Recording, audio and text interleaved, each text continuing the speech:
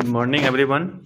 आज हम लोग जो है रिफ्लेक्शन एंड रिफ्रैक्शन चैप्टर का हमने क्या क्या पढ़ा है उसको आज रिवीजन कर लेते हैं। ठीक है, देखिए व्हाट यू हैव लर्न, आपने क्या इसमें पढ़ चुके हैं। तो हमने पढ़ चुका है light seems to travel in straight line में गमन करती हुई प्रतीत होती है। रीड, ठीक, ये तो पढ़ लिया है। उसके बाद mirror and lenses form images of object का इमेज बनाती है कौन कौन, मिरर और लेंसेज। उसके बाद इमेज कैन बी इधर रियल और वर्चुअल, वो क्या हो सकती है, इमेज रियल भी हो सकती है और वर्चुअल भी हो सकती है, depending on the position of the object, वो ऑब्जेक्ट के पोजीशन पर डिपेंड करेगा। ठीक, इसके बाद पढ़े हैं the reflecting surface of all types of the law of reflection. Reflecting surface हमेशा क्या करती है, रिफ्लेक्शन का जो हमने लॉ पढ़ा था दोगो वो फॉलो करता है। ठीक है, वो ऑबे करता है। ठीक है, जैसे कि आप किसी भी ठोस सतह से या चिकनी सतह से यदि टकराते हैं किसी भी प्रकाश को, ठीक है, जैसे कि ये मान के चलिए, तो ये क्या होगा, यहाँ से रिफ्लेक्ट करेगा और सेम एंगल में करेगा। ये नॉर्मल है तो ये एंगल और ये एंगल बराबर होगा और ये, ठीक है। तो इस तरह से हमने कुछ इसका लॉज पढ़े थे। ठीक, अब चलते हैं आगे और देखते हैं। उसके बाद हमने पढ़ा था the refracting surface of the law of refraction.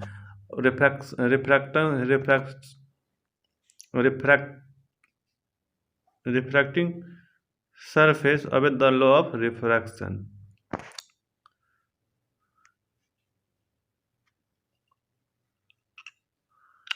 उसके बाद हमने पढ़ा था the refracting surface of the law of refraction, मतलब रिफ्रैक्शन का लॉ रिफ्रैक्टिंग सरफेस फॉलो करता है। ठीक है, जैसे कि हमने इसमें पढ़ा था इस तरह से, जैसे कि ये हो गया एक सरफेस। ठीक है, मान लीजिए ये ग्लास हो गया, ग्लास है, इसमें क्या होगा, यहाँ से रे आएगी तो यहाँ से रिफ्लेक्ट कर जाएगी यहाँ से। ठीक है, तो ये क्या हो गया, रिफ्रैक्शन में क्या होता है, वो वस्तु को क्रॉस कर जाती है, मीडियम को क्रॉस कर जाती है। लेकिन ये रिफ्लेक्टिंग में क्या होता है, रिफ्लेक्शन में इसमें क्या होता है, वस्तु को क्रॉस नहीं करके वही रिटर्न हो जाती है। ठीक है, तो इस तरह से हमने इसका भी लॉ पढ़ा था, तो वो भी आप देख सकते हैं। ठीक है, उसके बाद हमने पढ़ा था new Cartesian sign convention are follow the spherical mirror and lenses, followed for spherical mirror and lenses.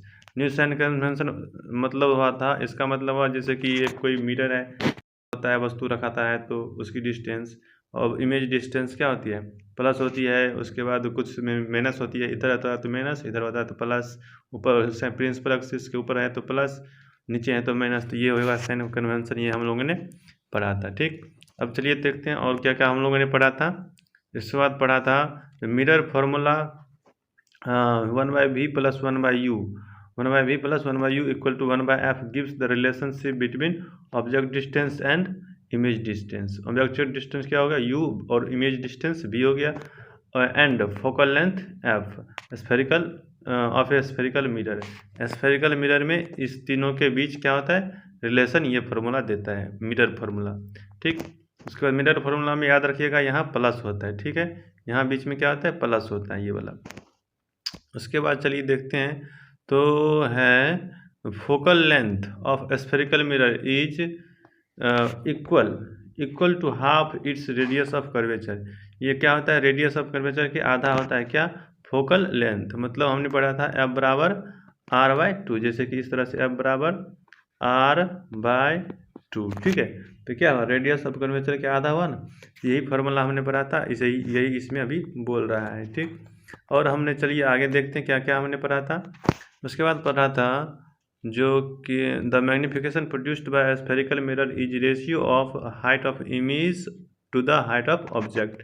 मतलब मैग्नीफिकेशन का फॉर्मूला क्या होता है, स्फेरिकल मिरर में हाइट ऑफ इमेज बट्टा हाइट ऑफ ऑब्जेक्ट होता है, यही उसका रेशियो हो जाता है। ठीक है, आपको मैग्नीफिकेशन के लिए निकालने हम लोग निकाले भी हैं, तो आप m बराबर, जिसने m बराबर h लिखते हैं, तो वही हो गया मैग्नीफिकेशन का फॉर्मूला। ठीक, और उसका रेशियो।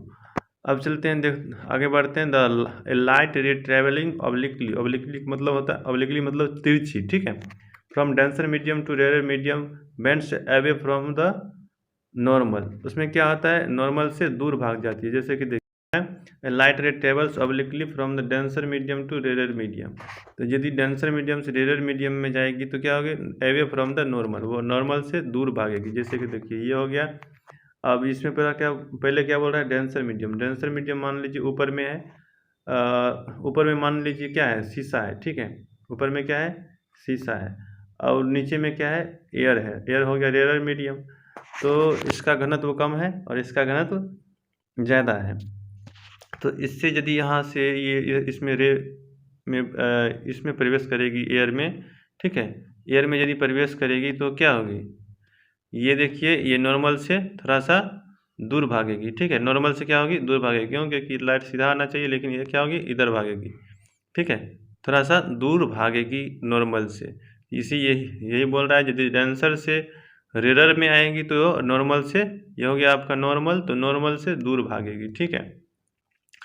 और यदि इसका ठीक उल्टा भी होता है, ठीक है। जैसे कि देखिए आपको आगे दिया हुआ होगा, इसको पहले मिटाते हैं, उसके एक लो इसी तरह से एक और होता है। जैसे कि देखिए इसमें light ray bends towards the normal, मतलब नॉर्मल की ओर झुक जाती है। When it travel obliquely from the rare to denser. यदि और रेयर से डेंसर में जाती है तो तिरछी, लेकिन तिरछी होना चाहिए, ठीक है। जैसे कि फिर से मान चलिए क्या बोल रहा है, रेयर से डेंसर में। मान के चलिए ये शीशा है आपका, ठीक है।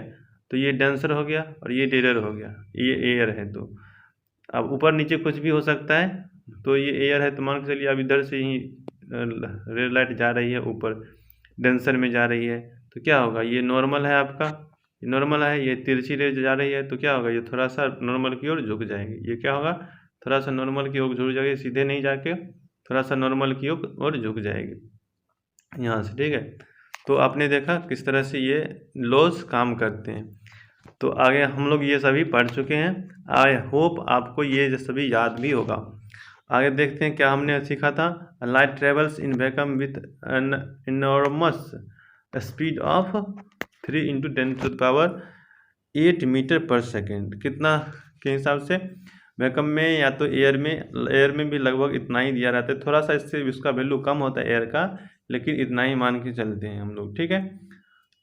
तो वैक्यूम में लाइट का स्पीड कितना होता है आपको पूछा जा सकता है, तो ये होता है 3 × 10⁸ मीटर पर सेकेंड।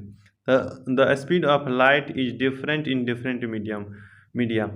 सभी मीडियम में अलग अलग इसका लाइट्स का स्पीड होता है, ठीक। ये सब हमने पढ़ लिया है। अब देखिए the reflecting index in of a transparent medium is the ratio of speed of light in vacuum to that in the medium. मतलब रिफ्लेक्टिव इंडेक्स हमने पढ़ा था, जैसे कि एयर का हमको रिफ्लेक्टिव इंडेक्स निकालना है, तो इसके लिए क्या पढ़ा था, इसके लिए पढ़ा था एयर का रिफ्रैक्टिव इंडेक्स बराबर होता है क्या, उसका पहले तो वैक्यूम में प्रकाश की चाल बटा एयर में प्रकाश की चाल हमने पढ़ा था, ठीक है। तो इस तरह से निकाल लेते हैं। जैसे वाटर का रिफ्रैक्टिव इंडेक्स निकालना है, तो वाटर का रिफ्रैक्टिव इंडेक्स क्या हो जाता है, वाटर का रिफ्रैक्टिव इंडेक्स बराबर हो जाएगा आपको वैक्यूम में लाइट की चाल बटे उस मीडियम में, जिस मीडियम को निकालना है वाटर का निकालना है, तो वाटर में लाइट का स्पीड। तो समझ गए कैसे हमको ये रिफ्रैक्टिव इंडेक्स निकालते हैं, किसके रिस्पेक्ट में निकालते हैं, वैक्यूम के रिस्पेक्ट में निकालते हैं, ठीक है। ऊपर में रहता है वैक्यूम में प्रकाश की चाल बटा जिस मीडियम का निकालना होता है उसका बट्टा में नीचे डाल देते हैं, तो हमें निकल जाता है उस मीडियम का रिफ्रैक्टिव इंडेक्स, ठीक है। तो इस तरह से हमने पढ़ा था। आगे देखते हैं इसका। In case of rectangular glass slab refraction takes place at both air glass interface and glass air interface मतलब air glass interface and glass air interface. मतलब ये बोल रहा था जैसे कि ग्लास है ना, ये मान के चलिए ये ग्लास है, स्लेब है, तो ये इसका ऊपर से भी होगा, एयर से ग्लास में जा रहा है तो वहाँ भी रिफ्रैक्शन होगा। और फिर से यहाँ देखिए दूसरे में क्या होगा, दूसरा कंडीशन किसी ये मोटा ग्लास है तो मोटा ग्लास है तो फिर से एयर से तो भी तो वैक्यूम में जाएगा, या एयर ग्लास से भी तो एयर में जाएगा, तो मतलब 2 छोर रिफ्रैक्शन होगा इसमें, ठीक है। तो यही इसमें बोल रहा है, एक बार होगा एयर से शीशा में और एक बार होगा फिर से ग्लास से एयर में, ठीक है। तो इस तरह से बोल रहा है, ये दोनों में इसका दो जगह से इसका रिफ्रैक्शन हो जाएगा, ठीक। अब चलिए हमने आगे बढ़ते हैं, क्या क्या पढ़ा था, लेंस फार्मूला पढ़े हैं। इसमें क्या 1/v minus 1/u equal to 1/f, और अथी में मिरर में भरे थे, यहाँ प्लस था, ठीक। Gives the relationship between distance object u, image distance v and focal length f of the spherical mirror, ठीक है। स्फेरिकल मिरर ये सभी तीनों का क्या देता है, रिलेशन देता है ये lens formula. Power of lens is reciprocal of focal length, किसके रेसिप्रोकल होता है, फोकल लेंथ के रेसिप्रोकल होता है क्या, पावर ऑफ लेंस। जैसे हमने पढ़ा था P बराबर 1/f, P बराबर 1/f पढ़ा था, तो वही बोल रहा है P बराबर 1/f हमने पढ़ा था, तो वही बोल रहा है पावर क्या होता है, किसका रेसिप्रोकल होता है, फोकल लेंथ का। मतलब फोकल लेंथ बढ़ेगा तो ये क्या होगा, घटेगा, यदि ये घटता है तो ये बढ़ेगा, पावर बढ़ जाएगा लेंस का। तो ये हम लोगों ने पढ़ा था। तो आई होप आप लोग ये सभी सीखे होंगे अच्छा से, कोई भी प्रॉब्लम नहीं होगी। हमने सारा का सारा वीडियो प्लेलिस्ट में डाल दिया है, वहाँ से आप वीडियो देख के आराम से सीख सकते हैं। सारा का सारा क्वेश्चन सहित सब कुछ इसमें डिटेल्स में डाला गया है।